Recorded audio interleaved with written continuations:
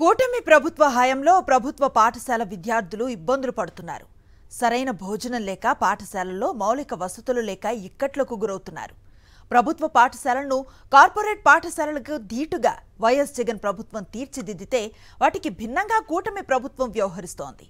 పాఠాలు వినాలంటే ఆరు బయట కూర్చుని చలికి వణుకుతూ ఎండకి ఎండుతూ వర్షానికి తడుస్తూ ఇబ్బందులు పడుతూ చదువులు సాగిస్తున్నారు విద్యార్థులు. ఇక మధ్యాహ్న భోజన పరిస్థితి చాలా దారుణంగా ఉంది. కర్నూలు మున్సిపల్ కార్పొరేషన్ పరిధిలో స్టాంటన్పురం ప్రభుత్వ పాఠశాలలో విద్యార్థులకు ఒకే చోట అంగన్వాడీ, ప్రాథమిక, జిల్లా పరిషత్ ఉన్నత పాఠశాలలు ఏర్పాటు చేసి విద్యార్థులకు బోధిస్తున్నారు. ఒక పక్క ప్రాథమిక పాఠశాల విద్యార్థులు భోజనం చేస్తుంటే మరోవైపు జిల్లా పరిషత్ ఉన్నత పాఠశాల విద్యార్థులు పాఠాలు వింటున్నారు. ఇలాంటి దృశ్యాలు విద్యార్థుల తల్లిదండ్రులు, స్థానికులను కలిచివేస్తున్నాయి.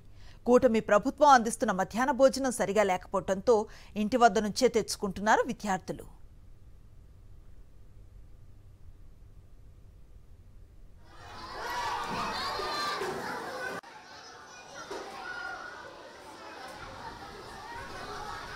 ప్రైమరీ విద్యార్థుల సమస్యలపై మరింత సమాచారాన్ని మా ప్రతినిధి లోకేష్ అందిస్తారు. కూటమి ప్రభుత్వం అధికారంలోకి వచ్చిన తర్వాత విద్యార్థుల పట్ల చిన్నచూపు చూస్తుందనే ఆరోపణలు అయితే ఉన్నాయి. ఏదైతే ఈ యొక్క మధ్యాహ్న భోజన పథకానికి డొక్క సీతమ్మ మధ్యాహ్న భోజన పథకం అని పేరు మార్చిన తర్వాత ఈ యొక్క నాణ్యమైన ఆహారాన్ని అందిస్తామని చెప్పేసి కూటమి ప్రభుత్వం చెప్తున్నప్పటికీ సరైన భోజన వసతులు కూడా కల్పించలేని సిచ్యువేషన్లో ఈ యొక్క కూటమి ప్రభుత్వం ఉన్నాయనే ఆరోపణలు అయితే ఉన్నాయి. ప్రస్తుతం మనం కర్నూలు జిల్లాలోని కోడుమూరు నియోజకవర్గం స్టాంటన్పురం మండల పరిషత్ స్కూల్లో ఉన్నాము. ఇక్కడ ఎటువంటి ఈ యొక్క పథకాన్ని అమలు చేస్తున్నారు, ఏ విధంగా విద్యార్థులకు భోజనం అందిస్తున్నారు అనేది తెలుసుకునే ప్రయత్నం చేస్తాం. ఎట్లా ఉంది భోజనం, ఎట్లా ఉంది, బాగుంది అంటున్నారా? రోజు ఏమేమి పెడుతున్నారు?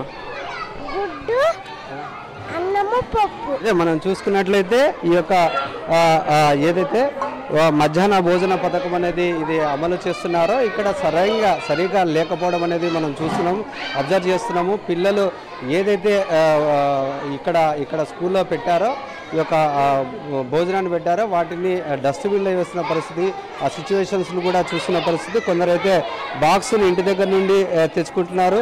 పిల్లల ఆరోగ్య దృష్ట్యా వాళ్ళు ఇంటికాడ నుండే టిఫిన్ బాక్సులను కట్టి పంపిస్తున్న పరిస్థితి. విద్యార్థులు కూడా ఈ యొక్క స్కూల్లో వచ్చిన తర్వాత స్కూల్లో పెట్టే భోజనం కన్నా ఇంటి దగ్గర నుండి తెచ్చుకునే ఆహారాన్నే వీళ్ళు తిని ఈ యొక్క స్కూల్లో చదువుతున్న పరిస్థితి కనపడుతుంది. ఇదే పాఠశాలలో హైయర్ సెక్షన్ విద్యార్థులను పలకరిస్తే తడికెలతో కూడిన తరగతి గదిలో పాఠాలు వింటున్నట్లుగా చెప్తున్నారు. పాఠశాలలో ఉండాల్సిన వసతులు లేక తడికెల మధ్యలో విద్యాభ్యాసం చేస్తున్నామని విద్యార్థులు వాపోతున్నారు. పాఠశాలలో మంచి సదుపాయాలు ఉన్నాయని చేరితే ఇలా ఉందని విద్యార్థులు ఆవేదన వ్యక్తం చేస్తున్నారు. కార్పొరేట్ స్కూల్స్ తరహాలో బడి ఉంటుందని ఊహించిన తమకు సరైన క్లాస్ రూమ్ లేకపోవటం ఎంతగానో బాధ కలిగిస్తుందని వాపోతున్నారు. క్లాస్ రూమ్స్ లేకుండా కష్టాలు పడుతున్న విద్యార్థుల ఇబ్బందులపై మరింత సమాచారం మా ప్రతినిధి లోకేష్ అందిస్తారు. విద్య పట్ల ఈ యొక్క కూటమి ప్రభుత్వం నిర్లక్ష్యంగా వహిస్తుంది అని చెప్పడానికి ఈ యొక్క స్కూల్ ఒక్కటే నిదర్శనం అని చెప్పవచ్చు. ఎందుకంటే రాష్ట్రంలో ఎక్కడ లేని విధంగా ఈ యొక్క స్కూల్లోనే అంగన్వాడీ నుండి 1వ తరగతి నుండి పూర్తిగా 10వ తరగతి దాకా ఈ యొక్క విద్యార్థులు ఇక్కడ చదువుకుంటున్న పరిస్థితి. మొత్తం స్ట్రెంత్ వచ్చేసి 260 మంది స్ట్రెంత్ ఉన్నారు.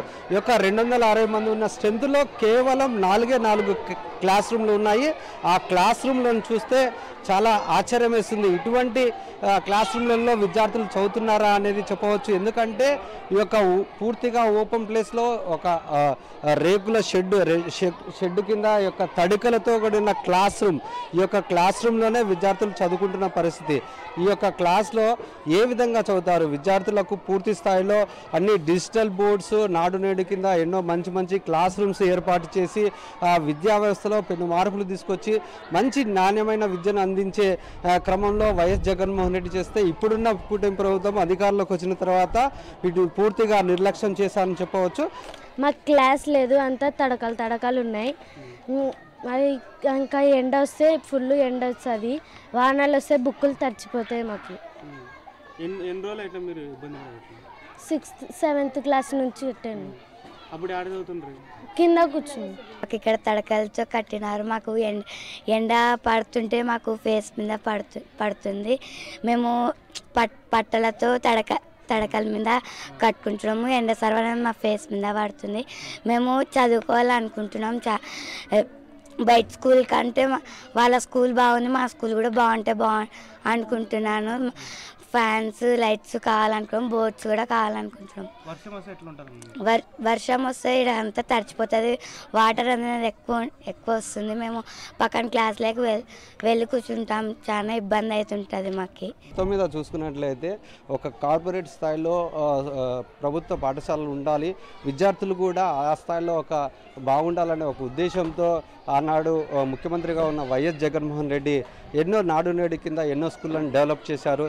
ప్రస్తుతం మనం చూస్తున్నాం ఈ యొక్క కూటమి ప్రభుత్వం అధికారంలోకి వచ్చిన తర్వాత చాలా నిర్లక్ష్యంగా వహిస్తున్నారు అనేది చాలా స్పష్టంగా అర్థమవుతున్న పరిస్థితి. ఎందుకంటే పిల్లలు ఇటువంటి క్లాస్ రూమ్స్లలో అంటే డిజిటల్ క్లాస్ రూమ్స్ని ఏర్పాటు చేసి వాళ్ళకు మంచి విద్యను ప్రతి ఒక్క విద్యార్థులకు ట్యాబ్లను ఏర్పాటు చేసి వాళ్ళకు మంచి విద్యను అందిస్తున్న తరుణంలో ఈ యొక్క కూటమి ప్రభుత్వం అధికారంలోకి వచ్చిన తర్వాత విద్యార్థుల యొక్క పరిస్థితి ఈ విధంగా ఉంది.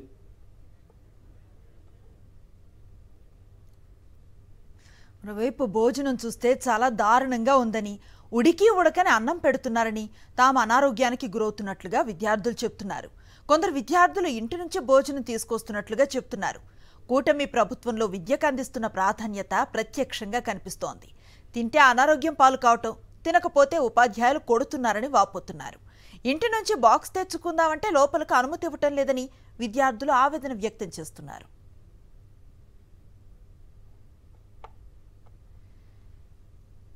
మిడ్ డే మీల్స్ పై మరింత సమాచారం మా ప్రతినిధి లోకేష్ అందిస్తారు.